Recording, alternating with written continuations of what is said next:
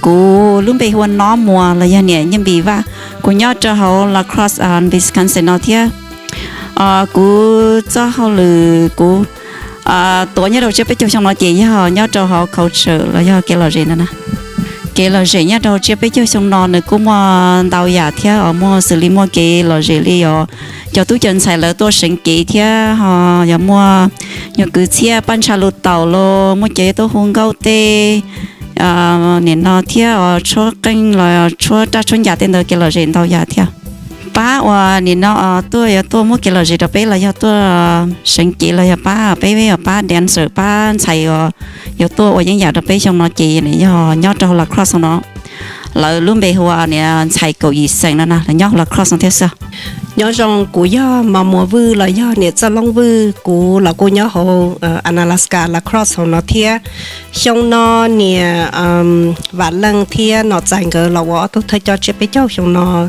là trâu nó mùa của do tụ culture committee là sau đó cô bỏ trong hạt tiền có bé hôm ba ý ra dân giả là do lá con là do dân giả kia nó sau lúc chế bé cháu thia rồi bé cho nhiệt gì sau đó họ tàu sai tàu bỏ thia do li nó bé sau đó cô hôm ba tàu ý ra dân giả kia là bé cô sĩ hơn đấy cơn gầu li bé chỉ quý lăng sư chỉ nó ư sư tại sĩ tan đó bé cho ôn nhiệt gì sau đó trong lăng trong tù bé cô làm ba sau ra dân giả kia nó thia họ làm mua sĩ chùa thò gầu lô thò xóa qua xóa nà xóa nông trâu còn lò dậy sống bò thia giờ li nó bé giờ thọ chờ tan rồi nên cho ôn nhiệt gì tuần cho bé sai chùa nè sẽ bỏ họ tu xía giàu xía thia bé ra dân giả nó hù hạt địa in đủ dùng được mong luôn nâng nó chỉ bây giờ pi pu sổ to trong hậu bề là một trò long chân là một trò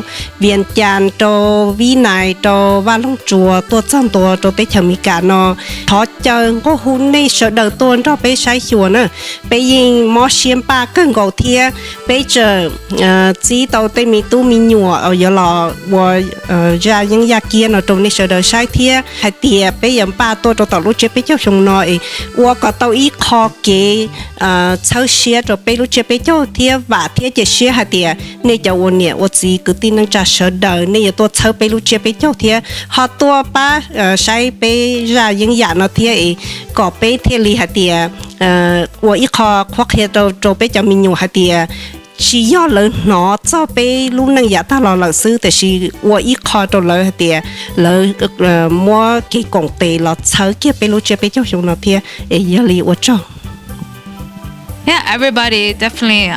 It's a good way to get everyone in the community, Hmong, and everyone else involved, and to get to know the Hmong culture, and a great way to gather everyone in one spot and just experience the culture.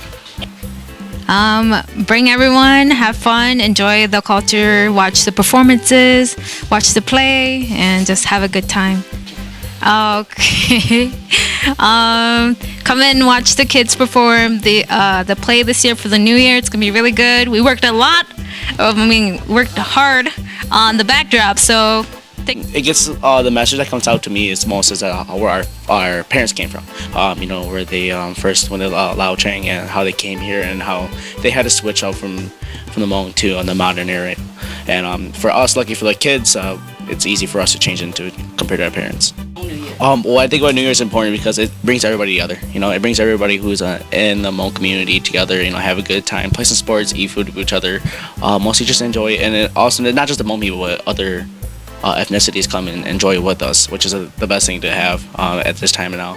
But yeah, that's the most thing I think about New Year. It's not bad to do a play, the Hmong play. Actually, it does take a lot of guts, but then enjoy it because then you're gonna regret this in your future life that I had a chance to do something, but then I never did it. So then I'm happy that I'm taking the opportunity to do something now.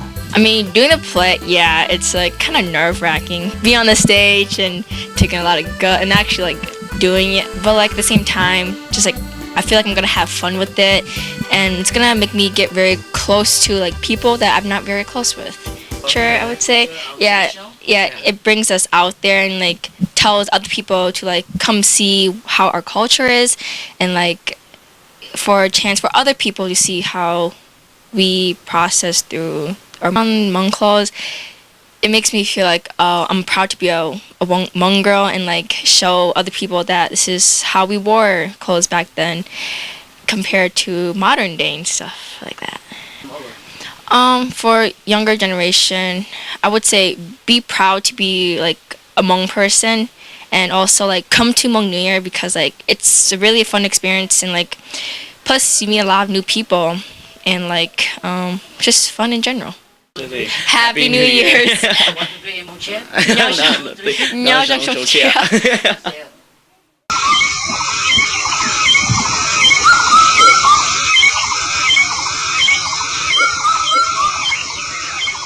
你呀，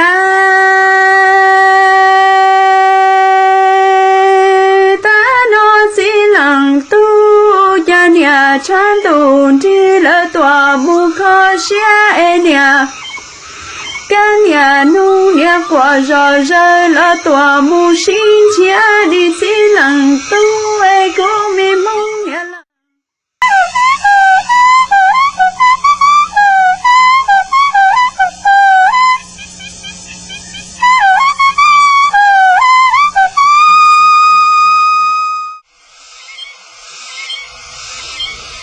Go kia, con nhớ khó chưa?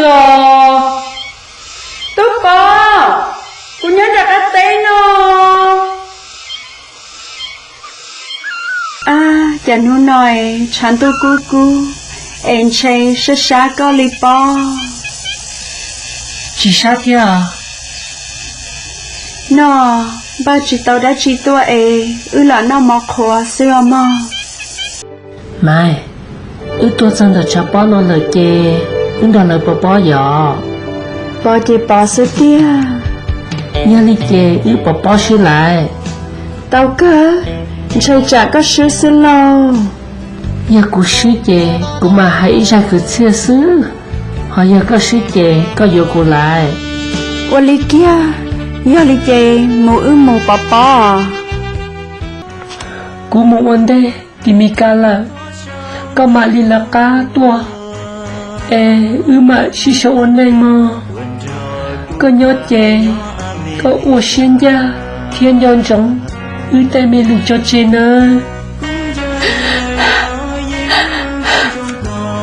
Ôn đi mà. Cô mà dân giống. Cho nó cho chê. Kìa xí. Có xa đa cô nè bạn.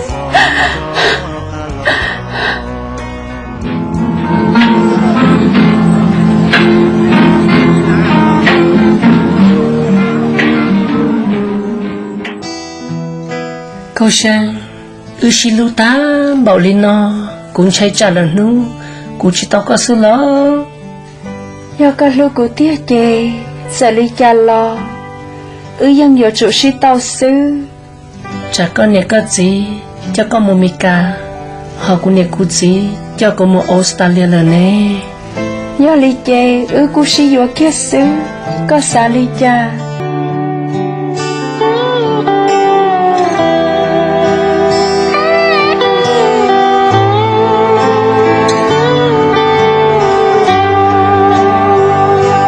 khang là cho cái xin lưu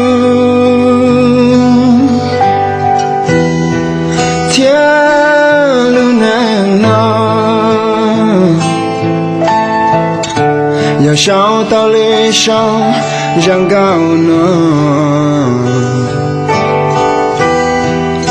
trời cứ yêu mới lưu cả ta